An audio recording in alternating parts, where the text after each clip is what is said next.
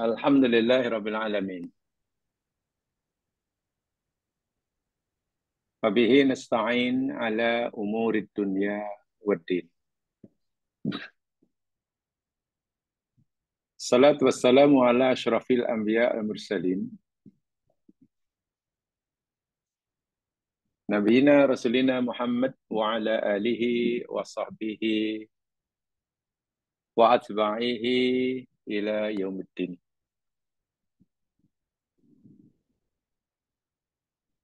Raditu billahi rabba wa bil islami dina.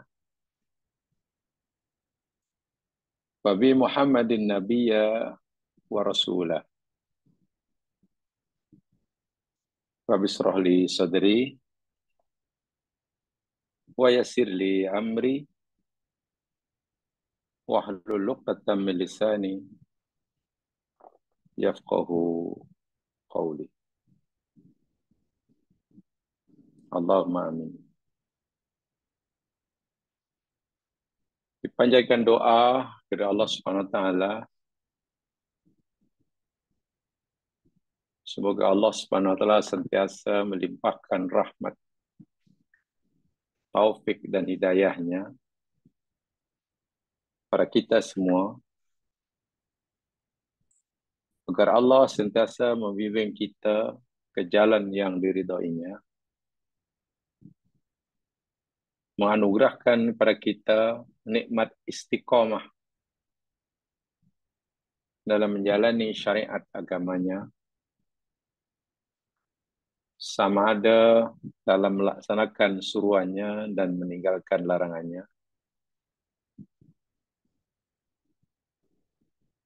sehingga kita berjumpa dengannya. Dan mohon pada Allah agar sebaik-baik hari yang kita lalui di dunia ini, yakni hari ketika kita berjumpa dengannya kelak. Amin ya rabbal alamin. InsyaAllah kita akan teruskan siri kajian kita kaitan dengan nasihat Al-Imam Abdullah Ibn Mubarak yang ke-15 yang telah kita sampaikan minggu lepas sebagiannya, tentang keutamaan mencari nafkah, tentang keutamaan melaksanakan kewajiban, yakni berupa menanggung keperluan hidup, makanan, minuman, tempat tinggal, kesehatan, pendidikan, bagi orang-orang yang di bawah jagaan kita. Dan seseorang hanya akan mampu melaksanakan tanggung jawab ini jika ia rajin berusaha mencari habuan rezeki yang Allah telah tetapkan dengan cara yang Allah telah tentukan. Islam memandang bahawa mencari nafkah atau mencari rezeki yang Allah telah tetapkan buat kita agar kita mampu menunaikan kewajiban kita terhadap orang-orang yang di bawah jagaan kita merupakan amal ibadah yang sangat-sangat besar. Bahkan melebihi daripada jihad fi sabilillah. Begitu kata Ibnul Mubarak, dan sesuai dengan sabda Rasul sallallahu alaihi wasallam.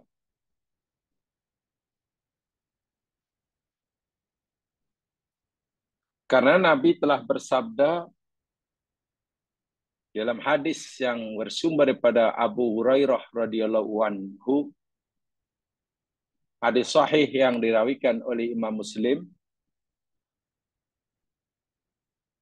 Baginda bersabda, dinarun anfaqtahu fi sabilillah. Dinar, dirham, wang ringgit, US dollar, Singapore dollar, Singapura, yang engkau infakkan di jalan Allah, dan dinar anfaqtahu fi raqabah, yang engkau infakkan untuk memerdekakan seorang hamba, wa dinarun tasaddaqta bihi ala miskin,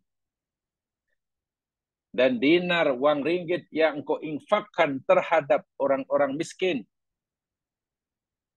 wa dinarun anfaqtahu ala ahlik, dan dinar, wang yang engkau infakkan, engkau belanjakan terhadap ahli keluarga engkau yang di bawah jagaan engkau, a'zamuha ajron, yang paling besar pahalanya, kata Nabi, alladzi anfaqtahu ala ahlik. Masya Allah. Yakni dinar, wang ringgit yang engkau belanjakan terhadap ahli keluarga. Masya Allah. Kita berinfak di jalan Allah, baik, ada pahalanya. Kita infak untuk memberikan hamba abdi, baik, ada pahalanya. Kita infak pada orang miskin untuk meringankan beban mereka, baik, ada pahalanya. Kita infak untuk memenuhi keperluan ahli rumah tangga kita, baik. Dari semua jenis infak itu, Nabi bersabda, yang paling besar pahalanya, paling agung ganjarannya, yakni infak yang kita berikan kepada ahli keluarga. Masya Allah. Sebab itulah keutamaan menginfakkan harta itu, keutamaannya untuk keperluan rumah tangga. Itu keutamaan. Bukan tidak boleh infak pada yang lain. Sesuai dengan sabda Nabi, wabda biman ta'ulu. Mulakanlah infak kamu itu kepada orang yang di bawah jagaanmu. Artinya jika keperluan rumah tangga, keperluan pendidikan anak, keperluan asas dalam kehidupan rumah tangga ini belum terpenuhi, maka jika kita hendak belajar si Allah, keutamanya untuk mereka. Bila ada kelebihan, baru kepada keluar. Fisabilillah, fisabilillah, dan seterusnya. Ini yang dipesankan oleh Nabi, dan ini yang ditegaskan oleh Ibnu Mubarak. Sehingga infak, membelanjakan harta benda untuk keperluan rumah tangga itu yang paling besar pahalanya. Tapi jangan lupa, seseorang tidak mampu memenuhi keperluan keluarganya jika ia tidak bekerja, berusaha. Itu berusaha untuk mendapatkan apa yang diperlukan oleh ahli keluarga, itu wajib hukumnya. Kafa bil mar'i ithman ayudayya man yaqut, kata Nabi. Cukup besar dosa seseorang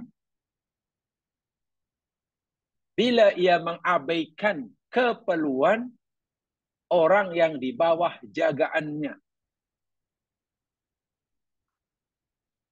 Keperluan rumah tangganya tidak terpenuhi. Keperluan asas paling tidak. Dalam Al-Quran ini keperluan asas, nanti saya sebutkan ayatnya, setuju adanya. Makanan, minuman, pakaian, tempat tinggal. Itu keperluan asas. Ya, tentu sekarang ditambah dengan pendidikan dan kesehatan. Itu asas. Adapun mungkin handphone canggih, kasut branded, jam tangan berjenama, bag yang brand luar biasa. Itu bukan keperluan asas. melancong. Itu bukan keperluan asas. Seseorang karena malasnya berusaha, sehingga keperluan asas bagi rumah tangganya pun gagal ia penuhi. Nabi kata, orang ini telah melakukan dosa besar. Jika mengabaikannya dosa, maka mengusahakannya. Berusaha untuk mencari rezeki yang Allah telah tetapkan dengan cara yang halal. Tujuannya agar dapat terpenuhi keperluan rumah tangganya, ibadah yang besar.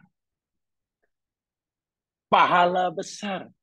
Jadi jangan kita pikir ibadah itu hanya duduk di masjid. Jangan pikir ibadah dapat pahala itu hanya pergi usrah. Kan? Hanya mengkaji Al-Quran. Hanya pergi umrah. Tidak. Itu semua ibadah. Tapi apa ada ibadah yang tak boleh kita pisahkan setiap harinya? Apa itu? Berusaha mencari rezeki yang halal. Ini ibadah sepanjang hayat kita. Solat hanya 5 kali sehari semalam. Puasa hanya 1 bulan dalam 1 tahun. Haji sekali seumur hidup. Tapi cuma bekerja. Bagi memastikan keperluan orang yang dibacakan ini berkecukupan, itu ibadah yang tak kenal waktu. Tak ada cuti sebenarnya, pagi, petang, siang, malam. Dan itu ibadah. Jika orang Islam memandang itu ibadah, Masya Allah, tidak ada orang Islam yang tak mampu memenuhi keperluannya. Tidak ada orang Islam yang hanya meminta-minta. Saya tengok ceramah dalam YouTube. Ini ada seorang sarjana lah ya, cendekiawan Muslim Indonesia. Masih muda orangnya. Dia ini anak orang kampung, bahkan duduk di pegunungan. Dia menggelarkan dirinya, dia duduk di tingkat 8 katanya. Rumah saya di tingkat 8. Kenapa? Dia duduk di bukit tinggi. Dan bukit yang tinggi bagi bukit 8. Ini orang kampung. Petani, pengepul. Belajar sekolah rendah di tempatnya, lalu diantar oleh orangnya ke pondok. Sekolah agama.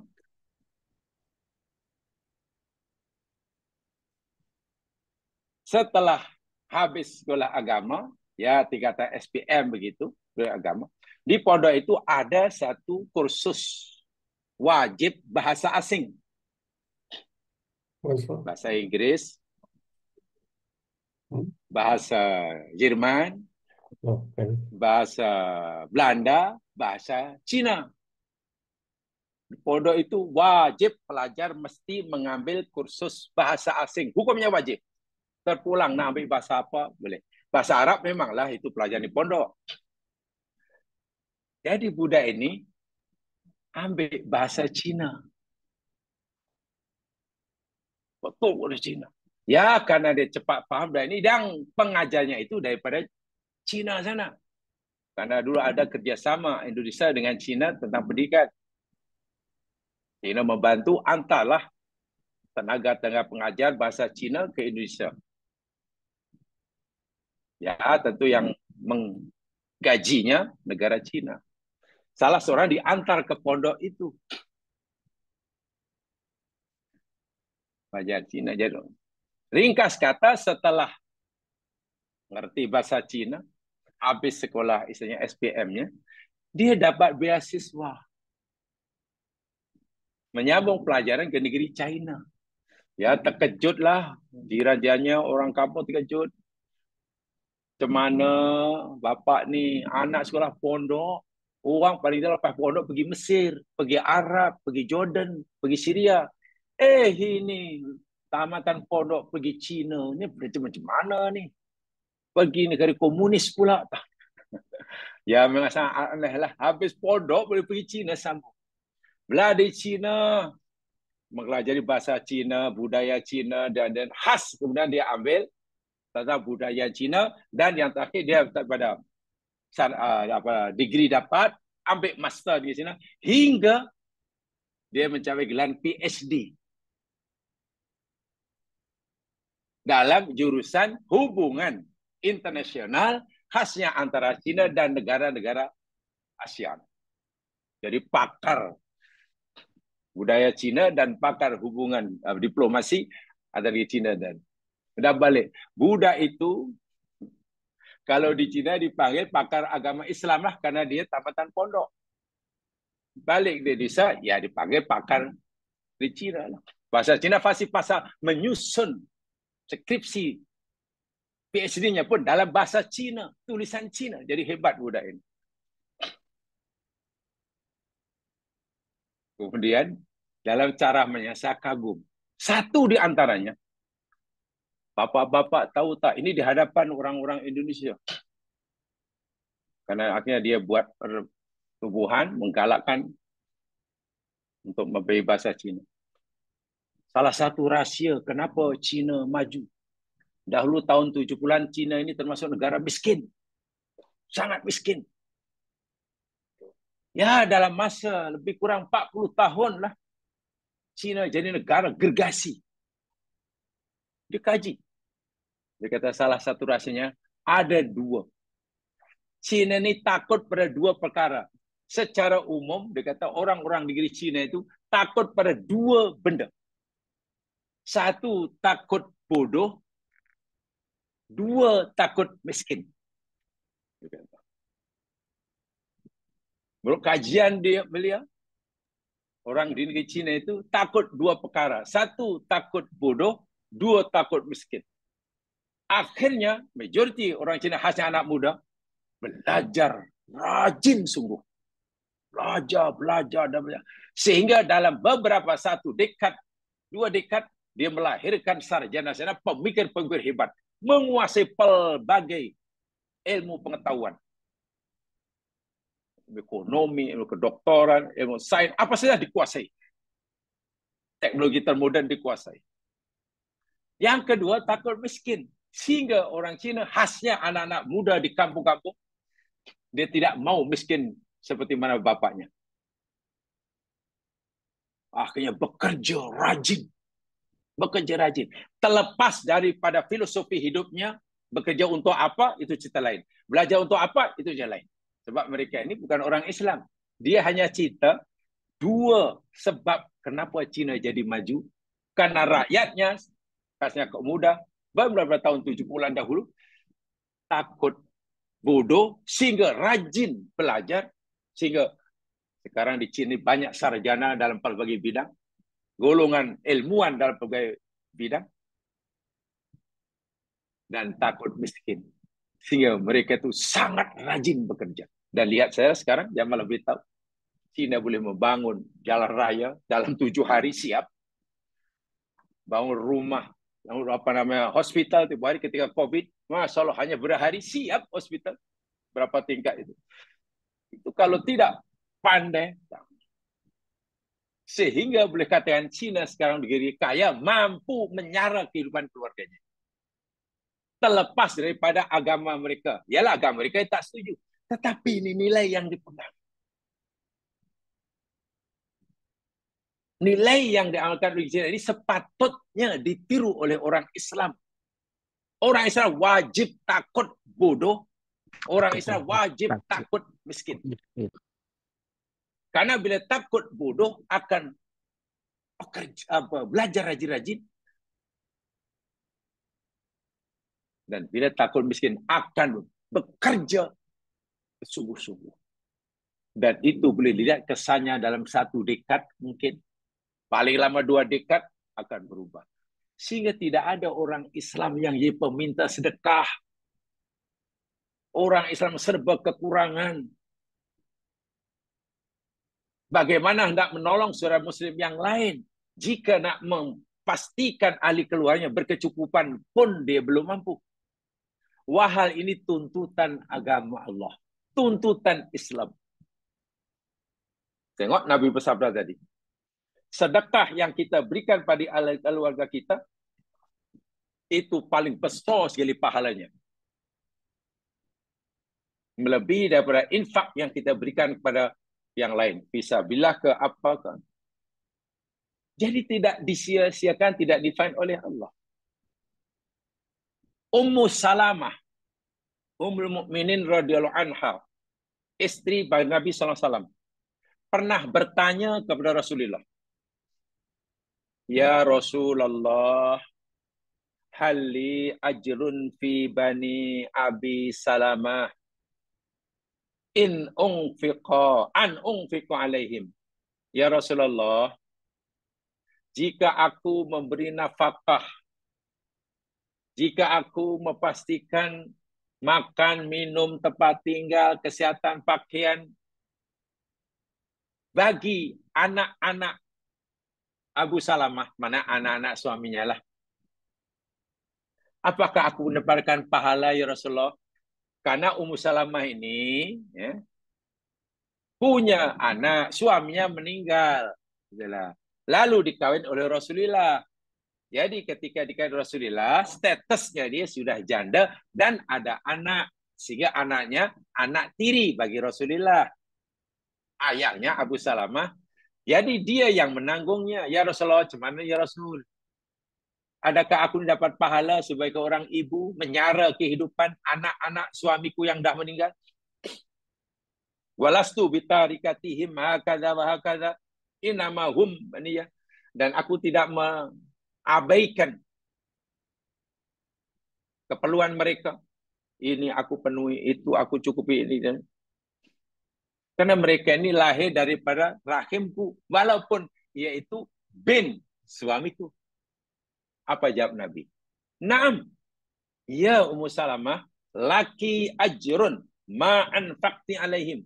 Ya Ummu Salamah, engkau akan mendapatkan ganjaran yang besar dari apa yang engkau infakkan kepada mereka. Masya Allah. Beri makanan, minuman, memastikan anak cukup makan. Walaupun kewajipan menanggung makanan, minuman, tempat tinggal, anak itu kan kewajipan bapa. Ya, bukan kewajipan istri, bukan kewajipan emak. Kewajiban bapa. Nah, sekarang ayahnya telah tiada. Maka ibunya meneruskan, "Cemana adakah dapat?" Iya, kamu akan dapat pahala yang besar. Ya Allah, ya Tuhanku. Dahlah kita sebagai orang tua merasa seronok bila dapat memberikan kecukupan terhadap ahli keluarga kita, dapat pahala pula. Dan ini bukan pahala yang kecil, pahala yang besar, melebihi dari pahala infak yang kita infakkan ke tempat yang lain, seperti mana sabilillah tadi nyatakan, memberikan hamba pada orang miskin, dan lain sebagainya, dan lain sebagainya. Bahkan dalam hadis yang lain bisa tegaskan masalah ini, kan ini penting. Jangan sampai orang Islam ada melihat yang memai bekerja itu hanya memenuhi keperluan hidup. Bukan. Itu ibadah. Itu ibadah ya Mas Ilan. Sehingga kita boleh mengatakan yakni meninggalkan berusaha mencari yang halal dan mengabaikan tanggung jawabnya kepada ahli keluarga, itu adalah dosa besar. Itu adalah dosa besar. Ini bermakna berusaha untuk memastikan mereka berkecukupan, itu adalah pahala yang besar. Maksiatun kabiratun antakuna qadiron ala kasbir rizqi wa tas'alun nas bi ilhaqin. Subhanallah. Itu bahasa Arabnya. menjadi suatu maksiat yang besar dosanya ketika engkau mampu berikhtiar, mampu berusaha mencari rezeki yang halal, tetapi engkau tidak melakukannya, sebenarnya engkau hanya meminta-minta belas kasihan pada orang lain. Sama ada diberi atau tidak.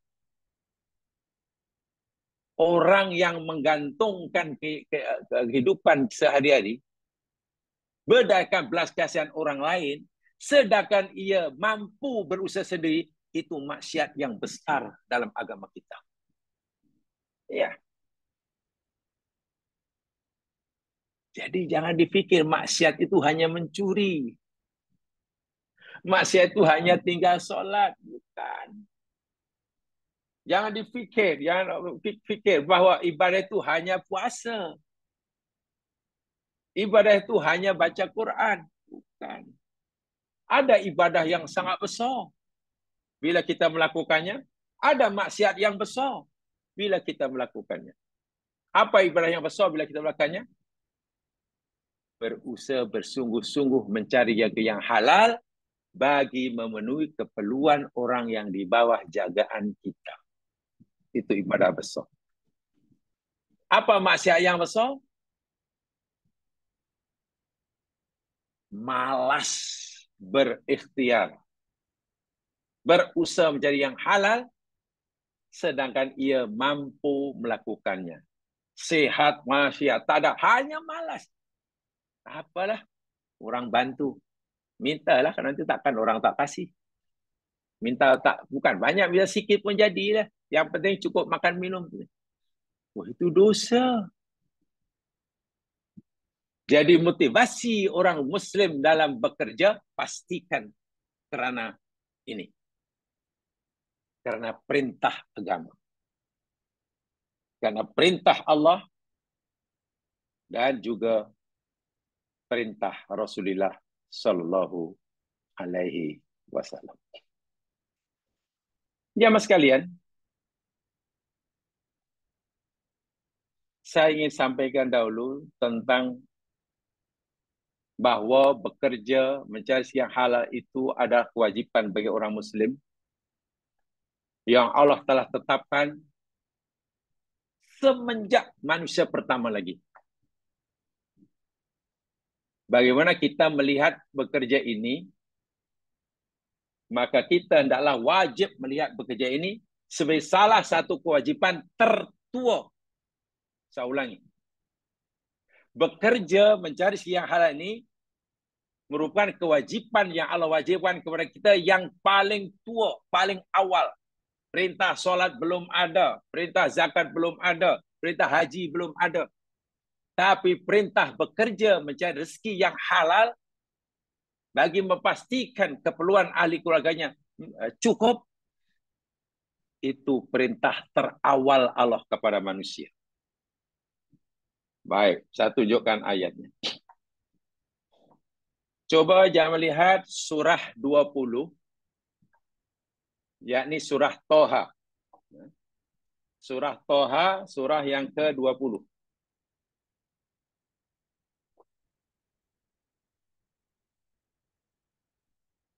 Mula ayat yang ke-117 hingga 119.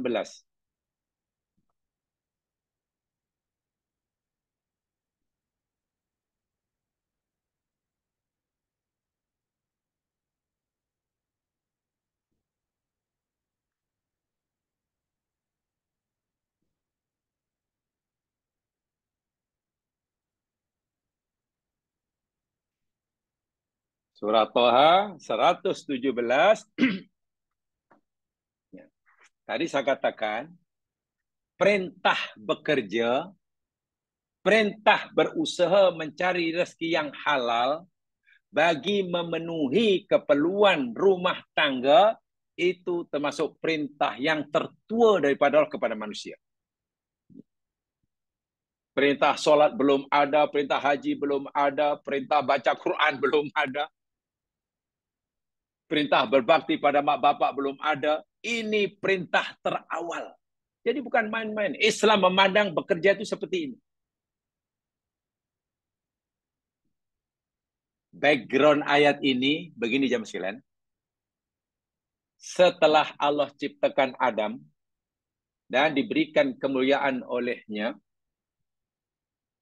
Allah perintahkan malaikat yang lebih senior daripada Adam dan juga jin untuk sujud hormat kepada Adam.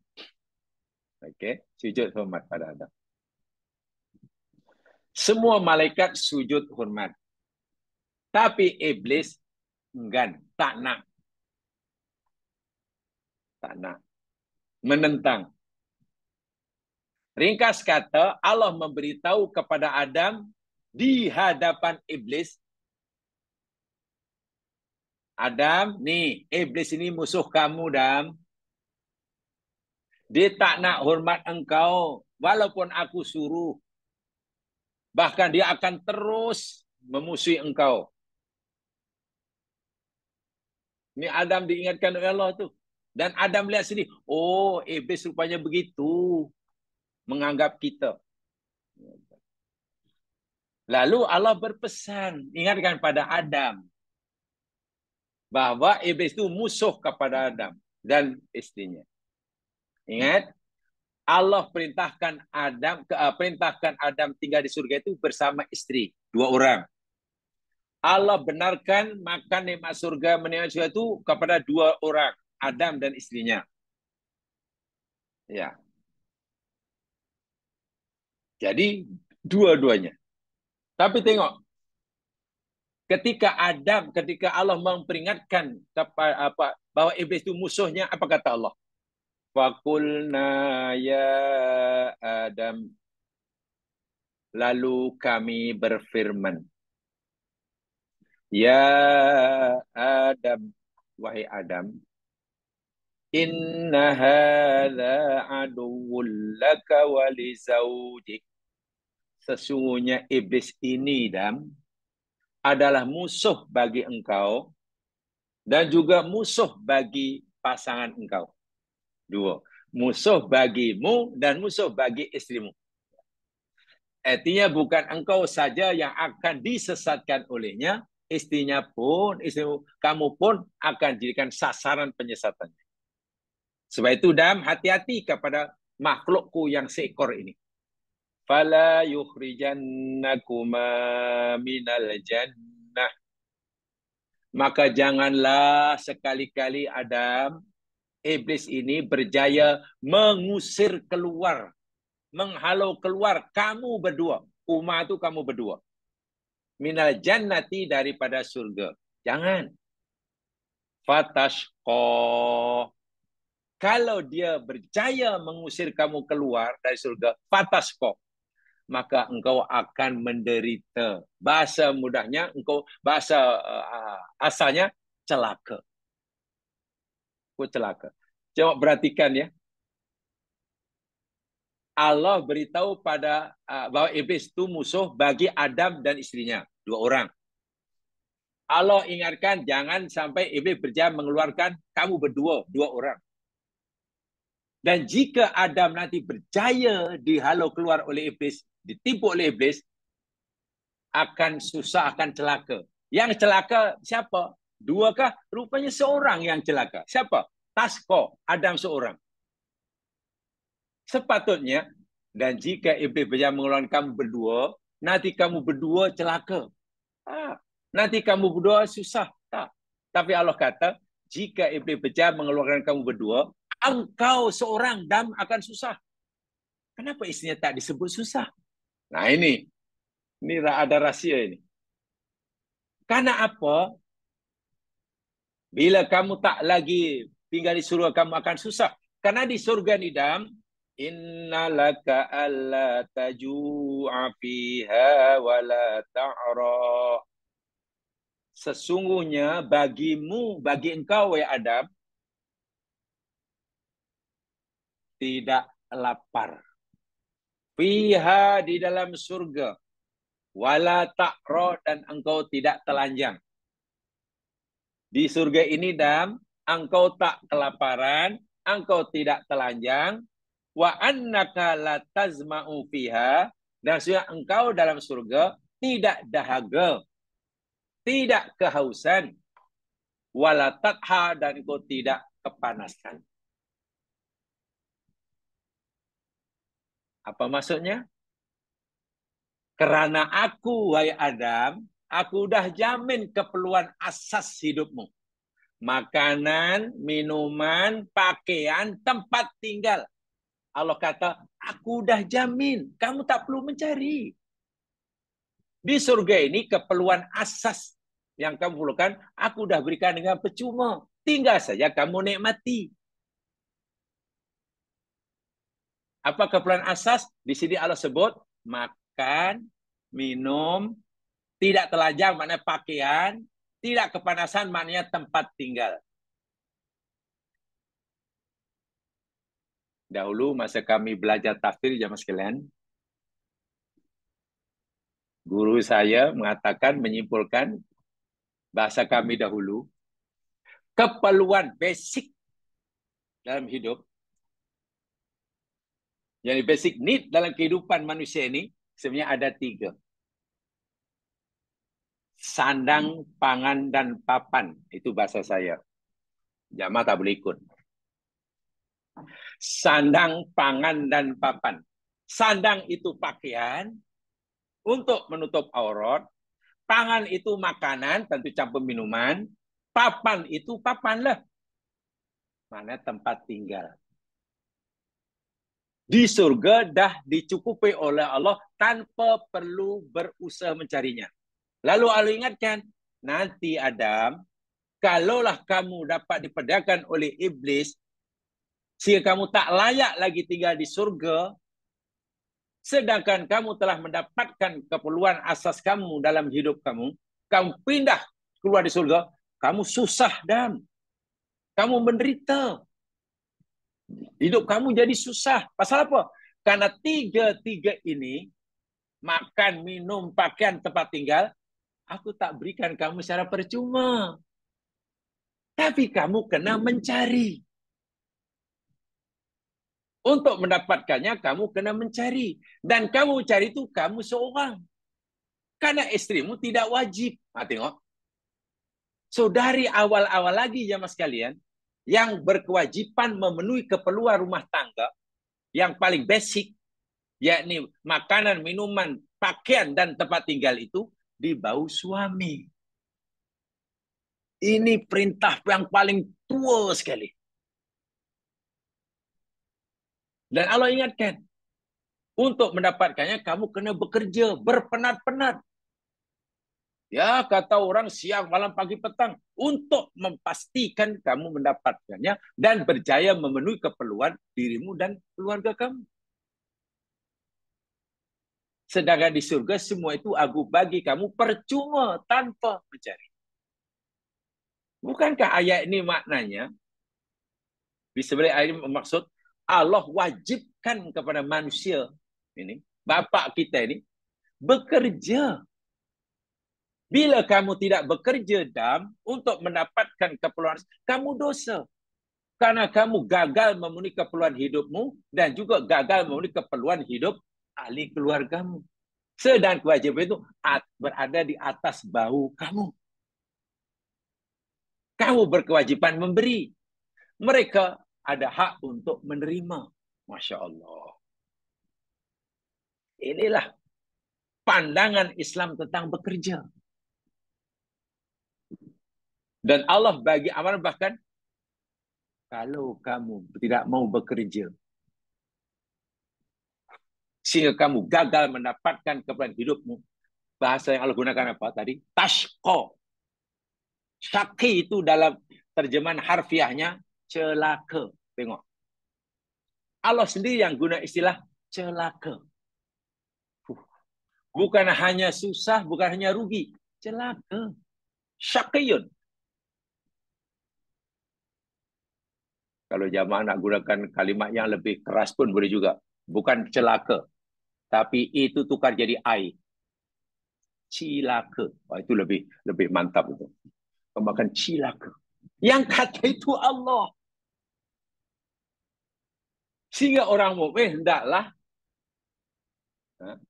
yang motivate diri orang mukmin untuk bekerja karena takut melanggar perintah ini. Sehingga semua usahanya jadi ibadah. Dapat pahala di sisi Allah, di samping dapat memenuhi keperluan hidupnya. Bukan untuk takatsur, bukan untuk bermegah-megah, bukan untuk takabur, bukan. Dan hendaklah ia memberikan ingatan, beri peringatan yang keras bagi mereka yang malas. Masya Allah. Masya Allah. Sehingga kedudukan mencari rezeki itu jamaah sekalian, itu sama pentingnya dengan beribadah ritual kepada Allah Subhanahu wa taala. Sama. Melakukan ibadah ritual terhadap Allah itu sangat penting. Mencari rezeki hingga berkecukupan hidupnya itu juga sama pentingnya. Allah samakan. Mana ayatnya? Coba jamaah lihat surah Al-Jumu'ah. Surah Al-Jumu'ah. Surah 62. Surah 62 ayat 9 dan 10.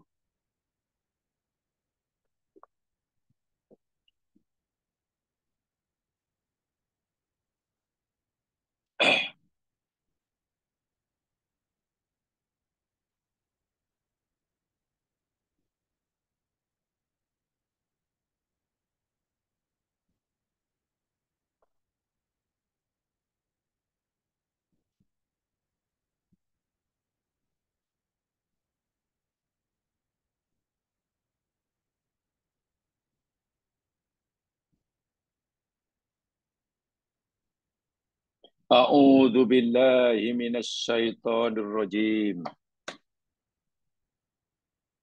Ya ayyuhalladzina amanu idza nudiya lis-salati min yaumil jumu'ati fas'au ila dzikrillah wa dzarul bai'. Dzalikum khairul lakum in kuntum ta'lamun. Wahai orang-orang yang beriman, apabila telah diserukan panggilan azan bagi melakukan solat pada hari Jumat, maka bersegeralah kamu pergi menyaut suruhan Allah tu ila dzikrillah untuk melakukan solat. Hari Jumat azan telah dilaungkan, segera pergi. Tak boleh tangguh-tangguh, tunda-tunda. Itu perintahnya. Perintah kedua, wadarul bai', dan tinggalkan semua aktiviti jual beli. Maknanya semua aktiviti perekonomian berhenti. Sedang jualan ke, sedang membeli ke, sedang bincang projek ke, sedang melakukan tawar-menawar, apa sajalah, tinggal. Kedai tutup, meeting berhenti, apa saja. Bila azan Jumaat telah dengar, tinggal Allah kata, tidak boleh lagi melibatkan. Mulai pada aktiviti ekonomi berskala besar, hinggalah aktiviti ekonomi berskala kecil. Yang jual cendol tak boleh lagi jual cendolnya. Yang nak beli cendol tak boleh lagi. Hukum jual beli, melakukan aktiviti ekonomi ketika azan Jumaat telah dilaungkan, walaupun hukum jual beli itu sah, hukum jual itu sah, tetapi berdosa. Ini sah tapi berdosa. Sebab ini melanggar larangan Allah. Kamu kena tinggalkan. Dzalikum khairul lakum in kuntum ta'lamun. Itu adalah kebaikan bagi kamu jika kamu mengetahui. Sambungannya, fa idza qudiyatis shalah, maka apabila solat telah ditunaikan, Apabila solat telah usai, solat Jumat, apakah Allah suruh kita terus duduk dalam masjid, menyambung wirid, hingga menunggu waktu asar? Tidak. Apalah Allah suruh bila habis solat Jumat, kita suruh sambung dengan baca Quran, hingga menjelang waktu asar, tak keluar ke masjid? Tidak. Allah tak suruh begitu. Apa yang Allah suruh? Habis solat, fantashiru fil ard. Bertebarlah kamu di atas muka bumi. Keluar. Yang ada kedai pergi kedainya. Yang ada pejabat pergi pejabatnya. Yang kerja bawa taksi, ya start taksinya. Kawan-kawan kita yang mungkin jadi Grab rider, ya start motornya.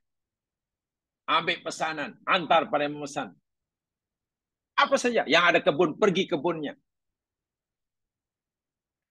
Roda perekonomian bergerak semula. Itu maksudnya. Fantasiat. Wabtagu min fadlillah. Cari oleh kamu kurnia Allah. Cari oleh kamu rezeki yang aku tetapkan. Bagi memenuhi keperluan hidup. Dan semasa kamu mencari rezeki itu, wadkurullaha katsira. Ingat oleh kamu akan Allah banyak-banyak. La'allakum tuflihun. Supaya kamu berjaya.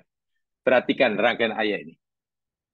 Wahai orang beriman, apabila laungan azan Jum'ah telah dilaungkan, kamu mesti segera pergi solat. Bermakna sebelum azan dilaungkan, aktiviti ekonomi masih dibenarkan. Boleh. Allah baru suruh kita berhenti bekerja, menjalankan roda perekonomian bila azan Jum'ah dilaungkan. Selagi belum dilaungkan, teruskan.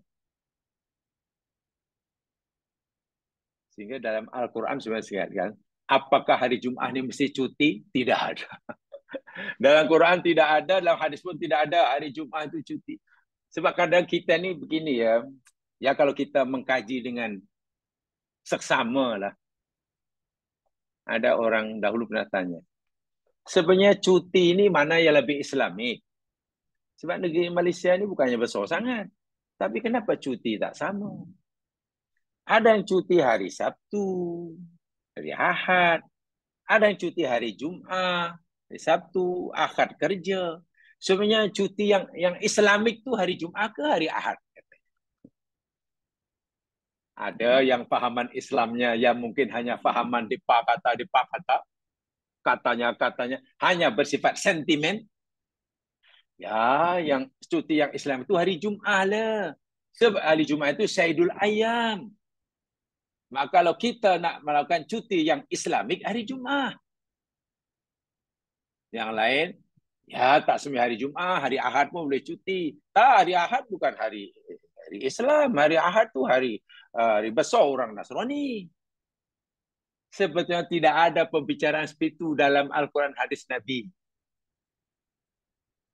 Cuti hari Jumaat tidak lebih Islamik daripada cuti hari Ahad. Percayalah. Karena menurut ayat ini, hari Jumaat pun kita tidak disuruh cuti bekerja. Ini ayatnya. Wahai orang beriman, ini panggilan pada orang beriman yang sedang bekerja ni. Menjalankan perniagaannya yang berniaga. Bekerja di kebunnya bagi kebunnya. Bawa taksi bagi taksi drivernya.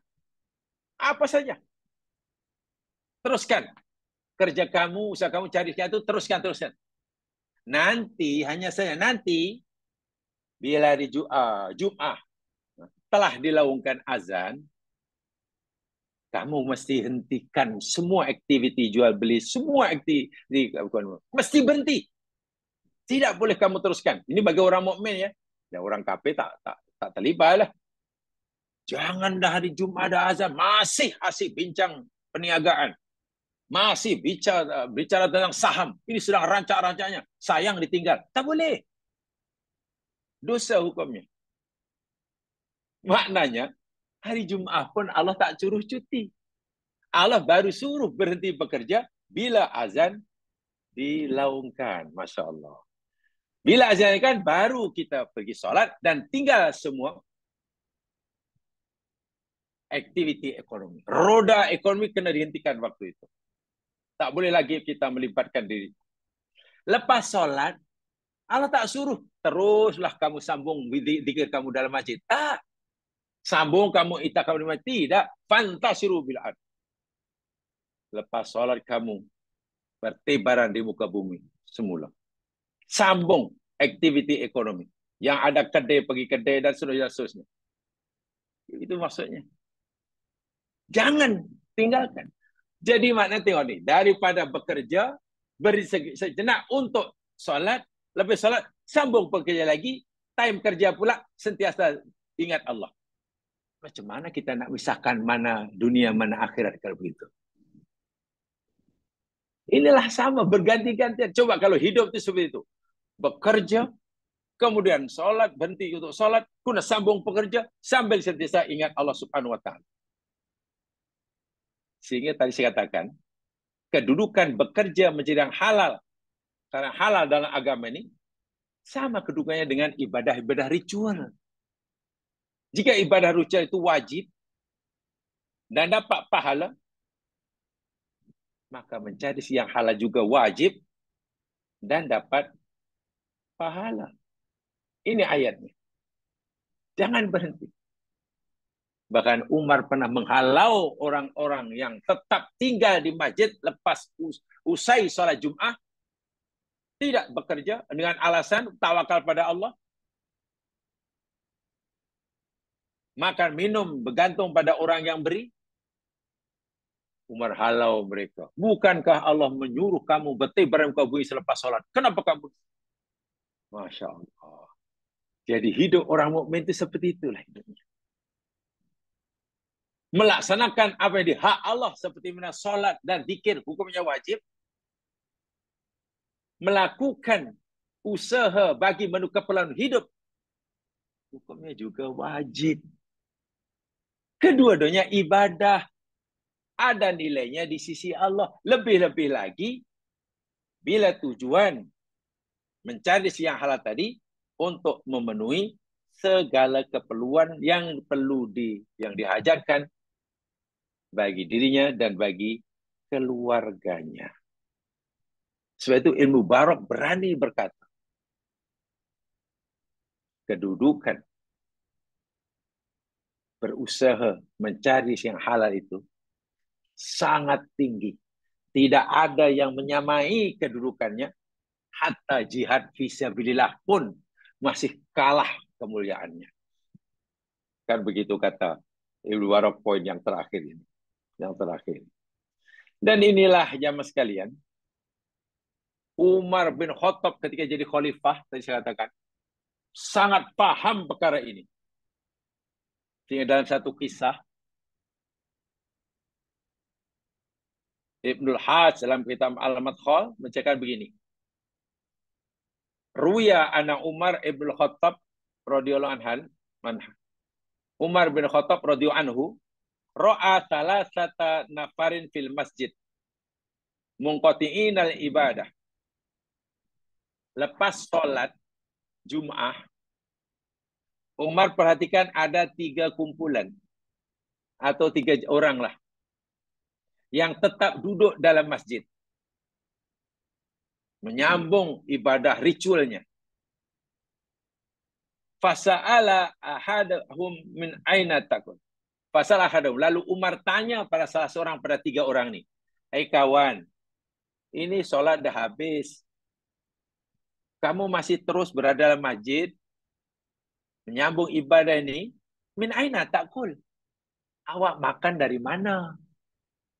Kamu perlu makan. Tapi kalau kamu terus saja menyambung wirid kamu dalam masjid, lalu nanti kamu makan dari mana?"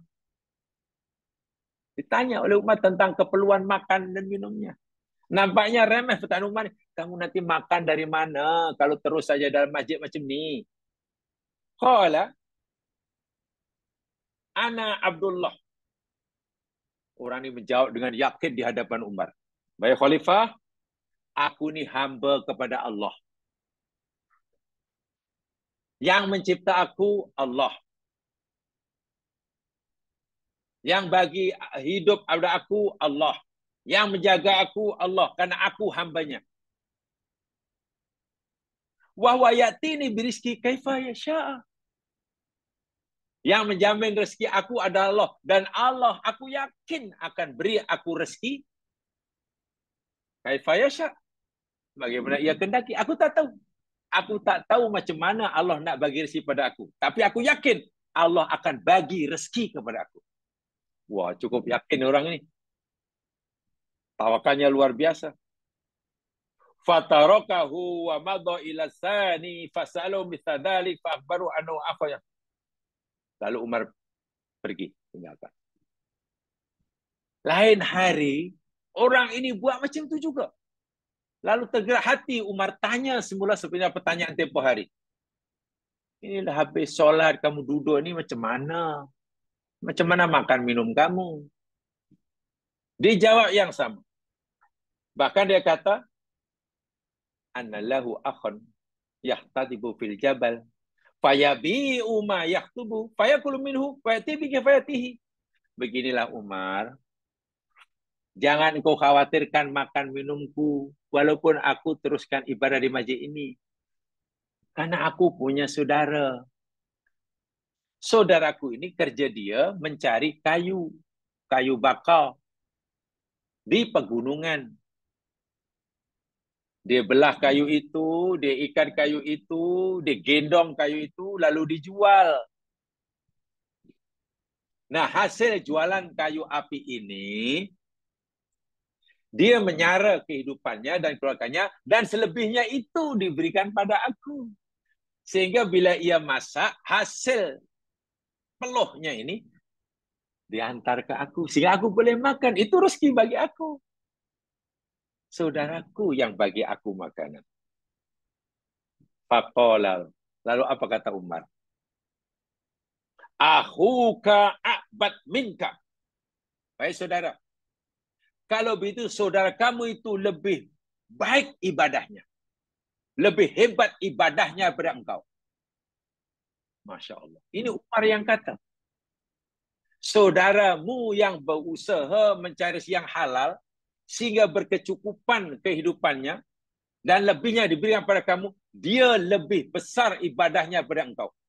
Engkau hanya duduk sambil wirid. Umar bukan tak suka orang wirid. Tapi Umar tak suka meninggalkan bekerja cari yang halal hanya karena untuk wirid. Nah, begitu maksudnya. Ini bukan masa untuk kamu menyambung wirid. Ini masa untuk kamu bertebaran muka bumi mencari rezeki. Kalau begitu saudara kamu itu lebih besar pahalanya daripada kamu. Dia lebih menepati perintah ibadah daripada kamu. Tuma atas salih fasalu faqala lahu inna nasarawni. Orang tu masih degil. Pak Umar datang lagi untuk kali ketiga, tanya. Lalu orang tu menjawab, inna nas yarawni. Umar, kami tak khawatir tentang makan minum kami. Kami akan tetap terus beribadah di masjid ini. Karena ramai orang memperhatikan kami. Fayatuni bikfayati. Dan orang-orang tengok kami sedang ibadah, dan mereka tengok kami belum makan. Mungkin mereka kasihan, lalu mereka bagi kami makan. Kami kenyang. Kata orang ini dengan selambut. Sedikit pun tak rasa bersalah. Walaupun aku ibadah, Umar tak bekerja, ada orang yang melihat aku terus ibadah dan kasihan, bagi aku makan. Okeylah. Tanpa rasa bersalah cakap itu pada Umar bin Khattab, orang yang dijamin masuk surga. Umar pun mungkin dah fikir melampau agaknya orang ini. Ini fahaman agama yang salah. Umar bukan anti orang etikaf di masjid. Umar bukan anti orang zikir wirid di masjid. Tapi Umar tidak boleh menerima fahaman seseorang yang tidak mau berikhtiar mencari rezeki bagi memenuhi keperluan dirinya di rumah tangganya hanya kerana wirid. Hanya karena zikir. Itu fahaman Umar dan itu fahaman sesuai dengan Quran hadis. Fadarabahu bidarah. Lagi Umar sebat orang ini dengan tongkatnya. Dipukul orang ini dengan tongkatnya. Lalu Umar dengan marah kata, "Ukhruj ila suq. Ukhruj ila suq. Ai, keluar kamu, pergi ke pasar, bekerja sana. Jualan apakah, buat itu apa, macam saudara kamu." Dihalau oleh Umar, dipukul tuh jamaah sekalian. Umar pantang tengok orang malas bekerja, apapun alasannya. Hatta melihat orang yang malas bekerja dengan alasan nak zikir pun Umar halau. Dipukul pula tuh. Itulah fahaman yang betul. Kita tak apa. Kita ni, dia itu Allah yang cipta. Bila Allah yang cipta, mana Allah yang berezekinya. Rezeki masing-masing. Tak payah khawatir. Taulah Allah nak menjaganya. Masya Allah. Macam mana? Ini karena melihat bekerja itu bukan ibadah. Bekerja itu dia ingat hanya untuk memenuhi keperluan hidup. Subhanallah. Ini fahaman yang kadang masih ramai orang Islam salah faham. Sehingga aib sekali jika ada orang yang meminta-minta itu aibnya sekalian. Sebenarnya tak sepatutnya. Saya kadang-kadang dulu pernah lah berburak lah. Bukan seminar, hanya burak. Ada satu, ya berjumpa lah satu majlis itu. Jumpa kawan-kawan lama dan juga kawan baru. Dan mereka ini pensyarah. Mana orang-orang hebat. Orang hebat. Ada yang jadi pensyarah UIA, ada dari UKM. Jadi dalam burak itu, kebetulan salah seorang pada mereka ini pernah menjadi murid saya. Gitu lah. Jadi selalu burak-burak. Ya, buraknya saya kata yang bermanfaat lah. Entah macam mana, waktu itu dia tajuknya pula menyangkut tentang, saya tak kata budaya, tapi saya kata semacam, ya apa ya, kebiasaan ke apa, walau alam lah. Kenapa ya yang banyak minta sumbangan, sama ada pribadi atau pertubuhan, walaupun cuma untuk kebaikan, untuk buat sekolah ke, untuk buat surau ke, untuk apa ke. Yang kadang minta maaf, saya minta maaf, sanggup tunggu depan pintu bank.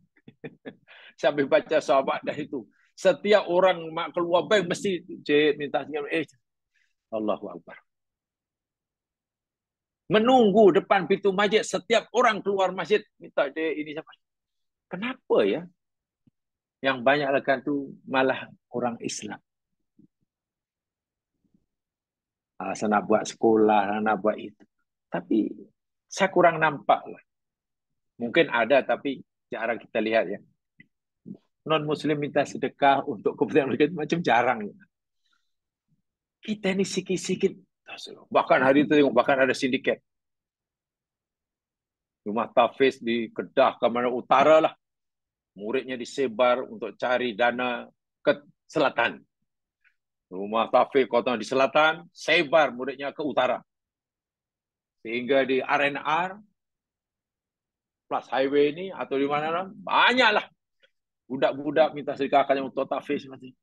Dan ingatkan dulu gejala itu, lalu tanya. Saya pun terfikir, kalau budak-budak yang katanya maha tahfiz, tapi disuruh untuk minta dana, bila belajarnya ini budak ini? Betul ke? Kadang sedih. Sedih. Nak buat apa pun hanya bergantung kepada belas ihsan orang lain. Saya tak kata itu salah, tapi kenapa orang Islam tidak memahami tuntutan bekerja itu seperti ini? Perintah terawal Allah kepada manusia, yakni bekerja mencari rezeki bagi memenuhi keperluan hidupnya.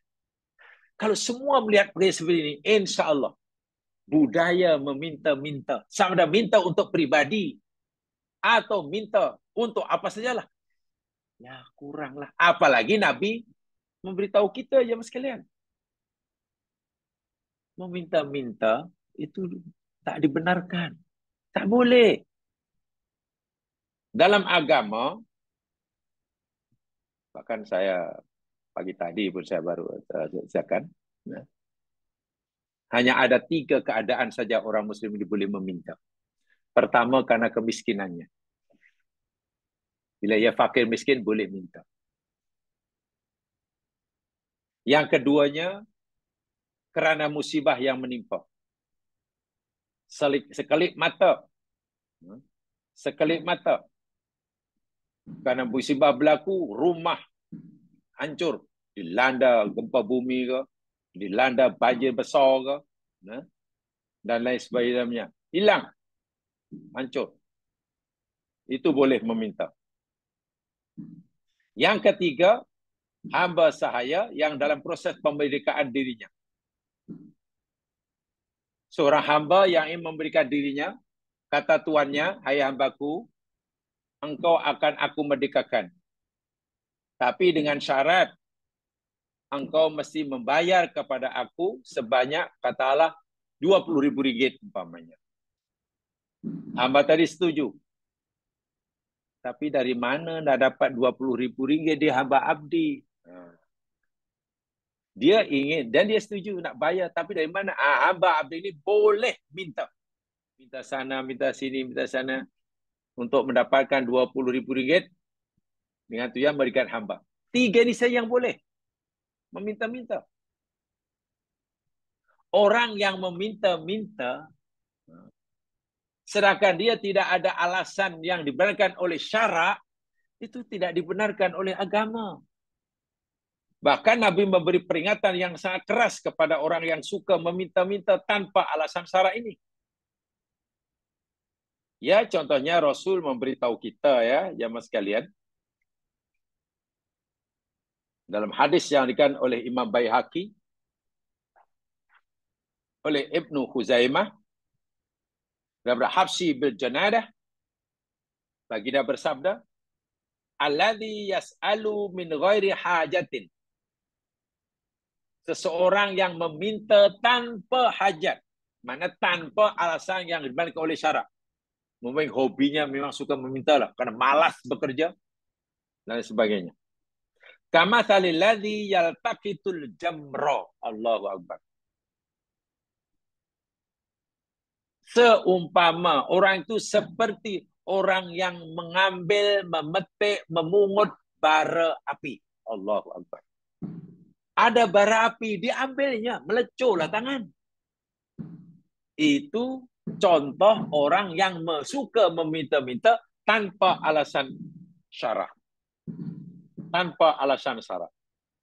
Bahkan, orang minta-minta tanpa alasan syarak ini, kata Nabi, nanti di akhirat Allah bangkitkan, badannya gemuk, tapi mukanya tidak ada daging.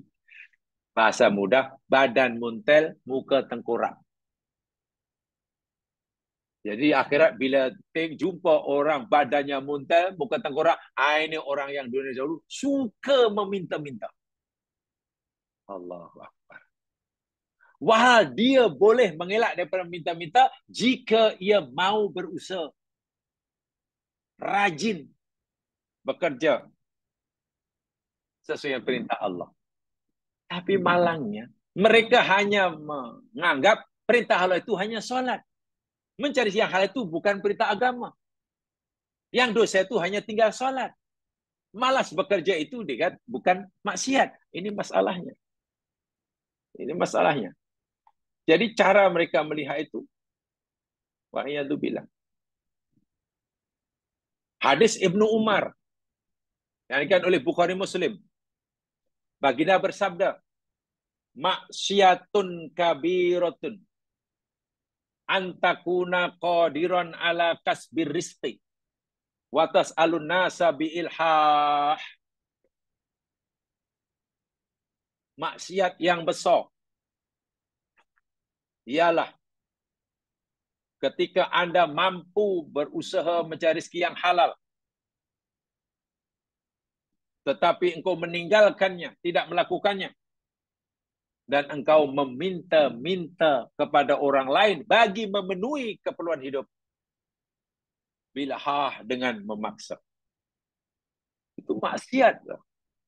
Mampu bekerja, tapi tak nak buat, Dia lebih suka meminta-minta. Itu maksiat besar menurut agama. Itu hadis Nabi. Hadis Nabi. Sebab itulah jika Ibnu Barak bernasihat, mencari nafkah agar mampu melaksanakan kewajiban kepada orang yang dibajakan. Itu sangat-sangat menepati ajaran Islam sesuai dengan Al-Quran dan hadis Nabi Sallallahu Alaihi Wasallam. Al-yadul ulya khairul min al-yadis sufla. Tangan yang di atas, mana tangan yang memberi, lebih baik daripada tangan yang di bawah, yakni yang menerima. Itu sabda Rasul. Rajin beribadah di masjid dan tak mau berusaha bekerja. Saudaranya yang bekerja susah payah, pergi ke bukit, tebang pokok, dibelah pokok, diikat, dipikul, digendong ke pasar, dijual, sehingga berkecukupan. Kata Nabi, tuh saudara kamu lebih kuat ibadahnya, lebih hebat ibadahnya daripada kamu yang terus-menerus wirid dan zikir di masjid, sehingga engkau gagal memenuhi keperluan dirimu dan keluarga rumah tangga kamu karena kemalasanmu bekerja. Ini yang Masya Allah seringkali disalah artikan, salah pahami oleh ramai orang-orang Islam. Karena melihat bekerja itu hanya keperluan ekonomi. Faktor ekonomi itu yang salah. Bukan. Jamaah sekalian, dalam buku yang berkaitan dengan Fiqh Aulawiyah, jamaah boleh baca.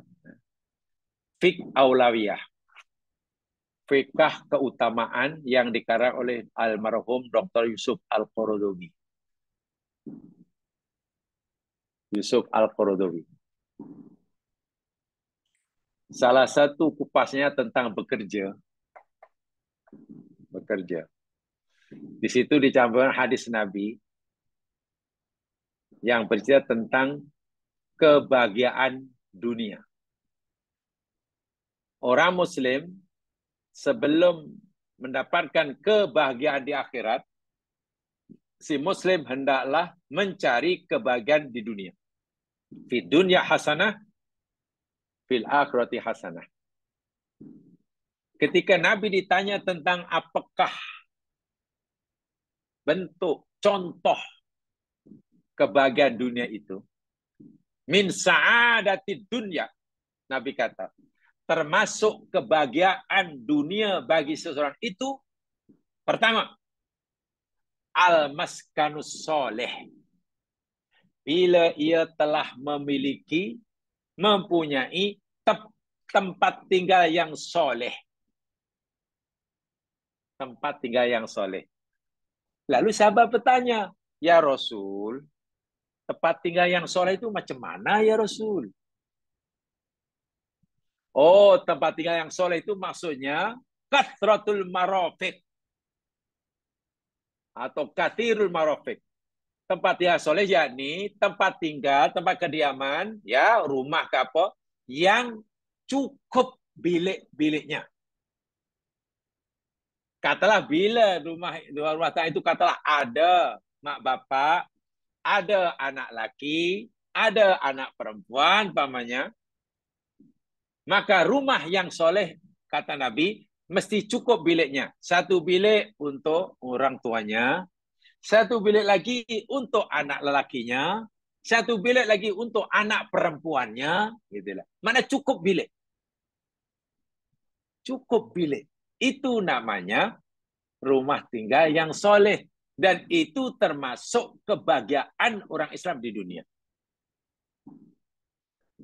Lalu Nabi sebut, walhamisatu lisaiton. Bila bilik-bilik itu sudah cukup, untuk orang tua ada, untuk anak perempuan ada, untuk ini ada, ada. Karena tidak mungkin ke anak lelaki perempuan, walaupun mahram, Dan sudah balik tidur satu bilik kan tidak mungkin. Mesti ada berasnya. Lalu satu bilik untuk duyuf, Nabi kata, jika ada tamu datang, ada tempat tinggalnya. Bila dah cukup, Nabi kata, bila rumah itu masih punya bilik-bilik yang lebih, yang lebihnya itu untuk setan, kata Nabi. Untuk setan. Maknanya rumah yang tidak cukup bilik bagi penghuninya belum memenuhi syarat kebahagiaan orang Islam di dunia. Sebaliknya, rumah yang punya bilik melebihi dari yang diperlukan, itu pun tidak menepati syarat Islam. Penghuni hanya 5 orang, bilik ada 20. Macam mana juga? Ya, yang lebih itu untuk syaitan, Nabi kata. Tak ikut sunnah juga. Isi rumah, laki, perempuan ada 10. Campur mak bapak. Bilik hanya ada 2. Macam mana? Satu untuk mak bapak, satu untuk anak perempuan. Habis yang lain duduk di mana? Yang lain tak benar. Pun belum memenuhi syarat. Sebab itu, kata Yusuf Al-Qardawi, jika seorang mukmin punya ahli keluarga agak ramai, 7-8 orang, tapi rumah yang dimiliki baru ada 2 atau 3 bilik, sehingga tak cukup, si mukmin itu wajib berusaha, bekerja lebih rajin, agar ia suatu hari mampu memiliki rumah yang mempunyai bilik yang cukup. Usaha bekerja itu adalah ibadah yang subhanallah.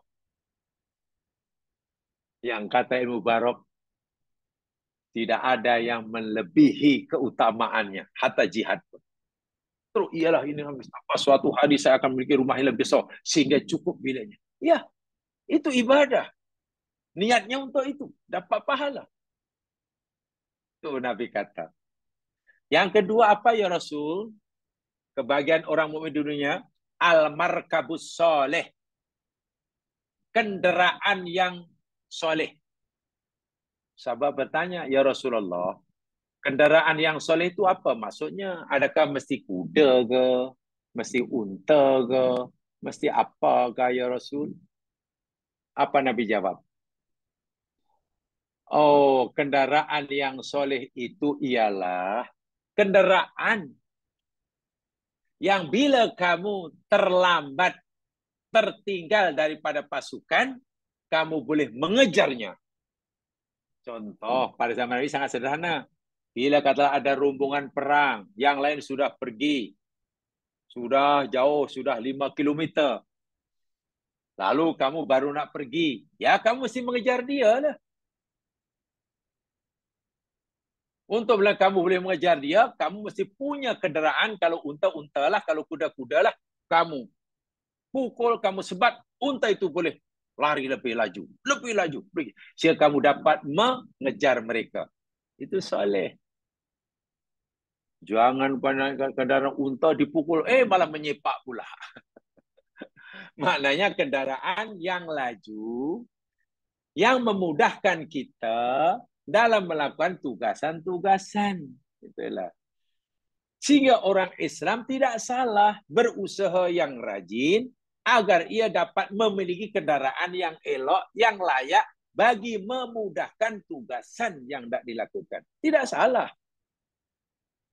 Kalau tugasan yang dilaksanakan itu memerlukan pergerakan yang pantas, perlu berada di tempat yang berbagai tempat yang berbeza dengan cepat, ya tentu memerlukan kendaraan yang laju. Kalau hanya dengan basikal, macam mana nak melakukan tugasan yang perlu cepat, pergi ke tempat yang berbeza dengan pantas. Sehingga orang itu bila bekerja lebih rajin, agar suatu saat mampu memiliki motosikal. Motosikal belum cukup, kerja rajin. Suatu saat agar punya kendaraan kereta, belum dicoba. Itu adalah ibadah yang mulia. Kendaraan yang lebih laju. Dan yang ketiga Nabi kata, al-jarus soleh. Jiran yang baik. Dan tak kalah penting yang keempat, az-zaujus soleh. Pasangan hidup yang soleh. Kebahagiaan manusia di dunia, Nabi kata, Pertama adalah tempat tinggal yang baik, kendaraan yang baik, pasangan hidup yang baik, dan jiran yang baik. Apapun usaha yang kita lakukan untuk mewujudkan